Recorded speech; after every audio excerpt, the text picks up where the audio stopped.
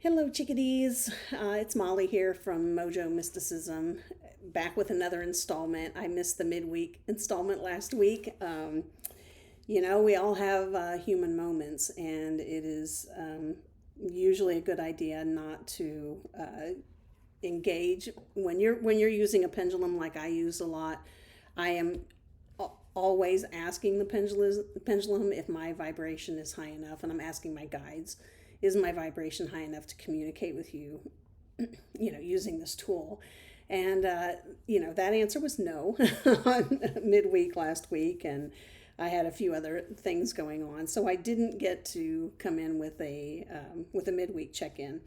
However, I do have some thoughts on that. So, we had a message last week to follow excitement about life, and I'll put a link in the description. But I do watch a lot of videos from Bashar. Bashar is an entity that's channeled by Daryl Anka, and Daryl has been channeling Bashar for over 40 years at this point. And one of the things, I'll try to put a video in that connects you to a Bashar video about following your path of most excitement in your life, and that's really uh, kind of the big theme of the message that we got last week. And so I'll share that with you. And I think that the whole point of this is that the divine uses excitement in our lives, at least this has been my experience, to get us to move in the direction that we need to go in, right? So that I have found really helps me move in the right direction in my life, and my life goes a lot smoother when I do that. And when I don't do that, it can get a little bumpy. So I want to do a couple of things today, and then we do have a message from my board of directors, and we will pull an oracle card or two, depending on what they want us to pull. So they've already selected the deck for us and all of that. So, but I did want to share with you like my mantra, and my theme for this year. So each year I do try to have a theme, and I consult a lot of folks about that before I set it. A lot of folks that help me tune into my intuition and my higher self. And my theme this year is to just be, just to explore beingness. So that's what I'm doing this year. That's what I'm about. And I do have a mantra that's written up on my whiteboard in my office, which I'll just read to you. It says, "I only do what I love, and my life overflows with abundance as a result." So just think about that. If we only do what we love, and our life just unfolds before us in abundance. And sure, this is financial abundance, but it's also abundance takes so many other different forms that, it can be an abundance of love and happiness and contentment and joy. It doesn't have to just be financial. And in fact, that's just one of the many ways in which abundance shows up in our life. So I wanted to kind of give you some thoughts about that, especially since our message this week kind of plays on that and pulls that theme forward a little bit. I will tell you that midweek, in my own personal time with the guides and my board of directors, I was seeing themes about creating silence, creating that space of silence so that you can hear the voice of your guides and the voice of your intuition and your higher self in a more clear way. So I think it's important that we, and this is as much a reminder for me as it is for anyone else, but just that we take the time to create that space that allows us to be quiet and to tune inward, and to really understand what's going on inside of ourselves. So there's plenty going on outside of ourselves. The journey, the more important journey for me these days anyway, is that journey inwards. So yeah, I've been seeing all kinds of things reminding me to be quiet and be still and be silent and listen. And then I'm going to tell you that in the coming days, I'm going to introduce you to a very special being in my life. I think most of you who are subscribers, you either maybe you've met this animal, so. But it's a dog that came into my life after my mother passed away, and I am absolutely 100%. I know that she was sent to me through the spirit of my mother, that she put us together. And her name is Bindi. She is a standard poodle. I was basically, I'll tell you the story real quick. I'll go ahead and introduce her. You'll get to see her at another time, but she is my spiritual guide dog. There's no question at all in my mind. And my sister actually gave me, for Christmas this year, she gave me a sign that says Bindi spiritual guide dog, and it's absolutely true. Everybody that meets her knows that this is what has happened and that she was brought into my life to help me on my path and to help be that guide dog. So but she was a owner surrender at the county humane society here where I live. And it was funny because I have no shortage of things to do. So I don't really have a lot of kind of spare time. So I try to keep my time filled with meaningful things. And usually a lot of it's like meditation and spiritual work when I'm not working. And also, I do love gardening. So, getting back into that, and I'm very happy about it. But I will say that over the winter, not this past winter, but the winter before, I was basically, I'm going to call it doom scrolling on Pet Finder. Now, I already have two dogs and a cat. We have a family, myself and my other half, my wife, and two dogs, not small dogs, a medium-sized dog and one that's even larger than that. So two dogs in this house and a cat. We did not intend to get another dog, but I found myself night after night after night. I call it doom scrolling on Pet Finder of all things, just looking at dogs, and I couldn't understand why. I had no reason to be doing this. But I was led to do it. I believe that at this point. And sure enough, Bindi came up, and I'll show you Bindi's picture when you get to meet her. Then I'll show you her before picture when she came across my Pet Finder doom scroll. And I just looked at Tina and I said, Tina, there's a standard poodle. I love poodles, and my allergies are so bad at this point that I really cannot have shedding dogs in my house. So we do have a hound, and I love her to death. Her name's Sadie, Sadie Bug. But we won't be getting any more shedding dogs. We'll have one cat.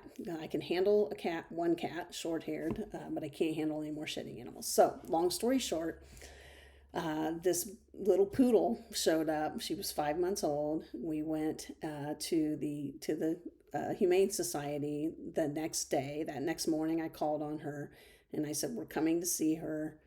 And we got there. She was still available. They brought her in the room, and as soon as we laid our hands on her, we knew she was coming home with us. So. And part of it was just the shape that she was in. She was 5 months old. She was about half the body weight she should have been at that time, as happens way too often, in humane societies and shelters. She just wasn't getting enough attention, and she clearly had not been able to get that from her family that gave her up. So we brought her home, and the rest is just it's just a match made in heaven. So I will tell you that Bindi sees spirits. She sees the activity in this house. When my guides are visiting, and when my mother will visit me occasionally, she will see orbs. And so I do have a funny video about that I might share with you at some point. So that's enough about Bindi. You will get to meet her. I will let her make an appearance. But she is definitely my spiritual guide dog. I call her my SGD. And then I will tell you, since we're getting a little bit personal about things, which I frankly prefer, that my main guide, so I have a board of directors. There are several known, um, I know several of the guides that are on my board of directors very well. The main guide in my life, her name is Hera, and so she is the one that is, I call her the chair of the board. So usually when I'm talking about the board or my guide, it's usually Hera, and then Hera will bring others in when it's necessary. So tonight's message from Hera and from the board is just beautiful. So remember last week we had follow excitement about life. This week, what the message is to always believe you are loved. I just love that. So, always believe you are loved. So if you're watching this, know that Hera and my board of directors, and when I call them in, I call in everyone's guides. So your guides are also telling you to always believe that you are loved. So what a gorgeous message. Always believe you are loved. So it's easier to remember that when things are going great than it is when things are maybe not so great. But the message is the same no matter what you're going through. So tonight, and it's funny because I do have a few new decks, Oracle decks that arrived, but Hera and the board said, hey, let's go into Wisdom of Hafiz. They apparently really love this deck. I love this deck. It's just so pretty. So we'll see what cards they would like us to pull. So, all right. So additional messages do you have for us concerning always believing that we are loved? What else do you have for us? Okay, one popped out here. Always believe you are loved. Anything else for us tonight?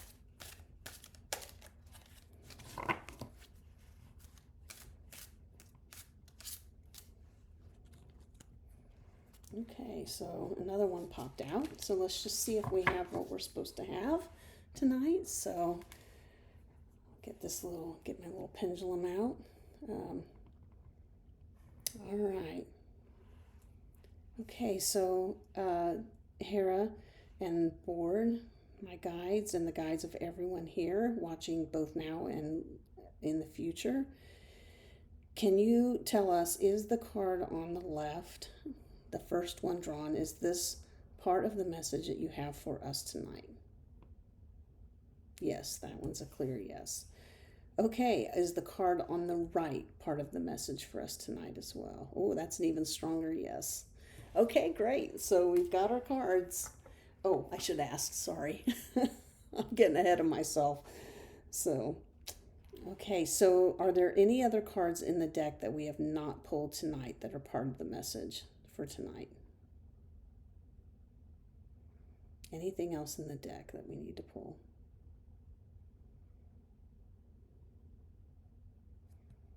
No, we're heading for a no. So, okay, great. So I don't know if you've ever worked with a pendulum before, but you can really start to understand the direction that they're heading, and you can actually kind of feel them move the pendulum, and it's really remarkable when you feel that. So I first started using one a while back to talk to my mother after she passed away, I guess a couple of years ago, and it was just remarkable. So I've been using it ever since. All right, so let's see what the first card is that we have today. So, oh, this is great. So we have protect your boundaries. Here I go with the cards again. Protect your boundaries, and this is a 2. So those of you who know numerology, maybe someday I'll know it, but that day's not today. So you'll have to kind of put in the comments what the 2's for. So, but let me read to you what the book says about this card. So just to remind you, this deck has, so they have a little, let me show you. They'll have a little quote from Hafiz, and then they will have a little explanation for each card. So I'll read you the quote, and then I will read you the explanation, and then we'll do a little interpretation of what we think that means in the context of the message that they have for us this week. So What this says is, what bird does not protect their wings, knowing the beautiful, vital taste of freedom? Just let that sink in.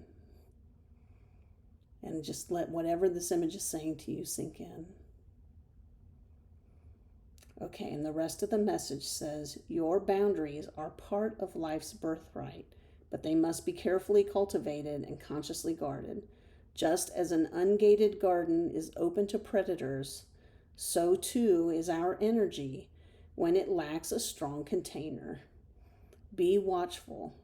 Be generous with your energy, but equally generous with your own life, to your own life force. So be generous with your energy, but equally generous to your own life force. So we have to take care of ourselves to be able to help others, right? And honestly, that's all we have to do is take care of ourselves. Everything else works out. All the other opportunities come. Great. So this is the first card for tonight. And again, just to remind you, our message this week is always believe you are loved. So here is another one. This is interesting. We had this one last week too. So this is number 14. This is take action. And let me remind all of us what this card says. So take action. We've got horses galloping around, and Molly who can't hold a card straight to save her life, huh? So, all right, so take action.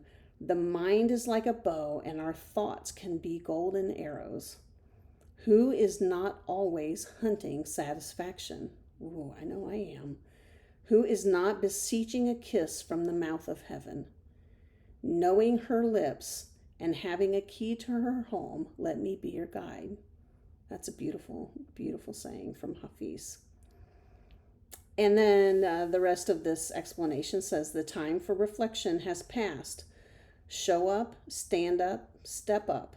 Make that next move. Action has genius fire in it, and it can revitalize and kindle your life, relationships, and projects.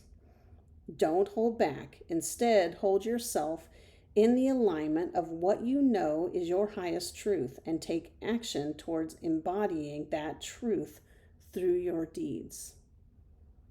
Wow.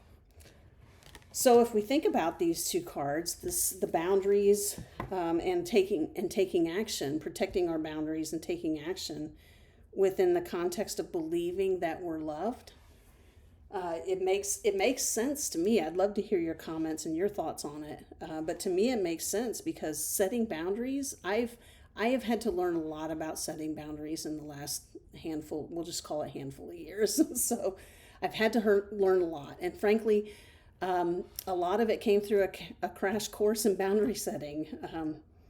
But what I've come to understand in my life and my experience is that when I set those boundaries, that is absolutely an act of self-love, right? It's not to hurt anyone else. That's not my intention ever, right? It wouldn't be yours, but it's to say, you know what? I need to have a framework in which I can maneuver through a situation. And I found for myself that I didn't have boundaries, and that through the very difficult act of starting to put some boundaries in my life, I realized that it does set me free. It does. Now, I'm an architect by trade. That's kind of my day job, part of what I do during the day. And when we were in architecture school, I remember that was a minute ago, in the gray hair. It's been a minute. But I recall being told that the restrictions that get placed on us on a design problem aren't there to inhibit us. They're there to set the boundaries to allow us to innovate and be creative within that framework. And the boundaries that we set in our life, having experienced those at this point and honoring them, which is not easy to do. It's number one, not easy to set them, especially for the first time. And number two, it takes an incredible amount of self-love to enforce them until you begin to understand their purpose in your life. And their purpose is for you to be free, right? So that is yeah, so that's an incredible message, and it definitely, in my experience, aligns with always believing that I am loved. No question about it. And then the next one about taking action, especially some of the things that were said there about it, like hold yourself in alignment of what you know is your highest truth and take action towards embodying that truth through your deeds. You know, if you put that in conjunction, this is just me going on a rampage. So you take what works for you and leave the rest. It's fine.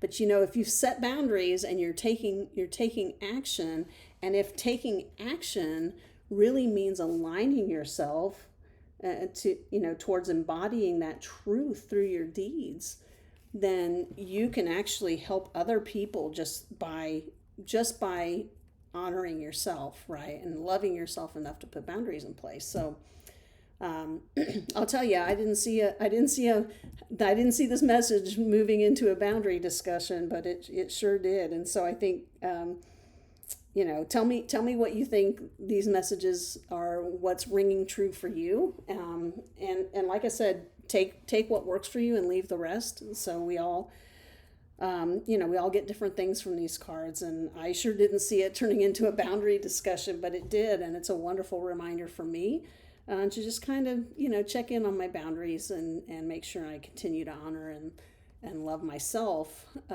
with those, and take the action to align myself and embody that self-love, because it's kind of in short supply in our society. So I think embodying that, you know, there might be somebody else that you know, that may just see what you're doing and may you know, realize that, hey, you know, they've got something going on, and that, you know, and you know, it could maybe inspire them to engage in a little more self-love. So that's it for our check-in, or not for our check-in. I will do a midweek check-in as long as you know, my vibration's high enough to use the pendulum. So we're all on this journey together, and we are human for sure. So, but yeah, I love this message. Always believe you are loved. So. And oh, by the way, I will call you chickadees because that was a term of love and endearment that my mother used for me and for all of my sisters. And so with that, I will say good night, chickadees. See you next time.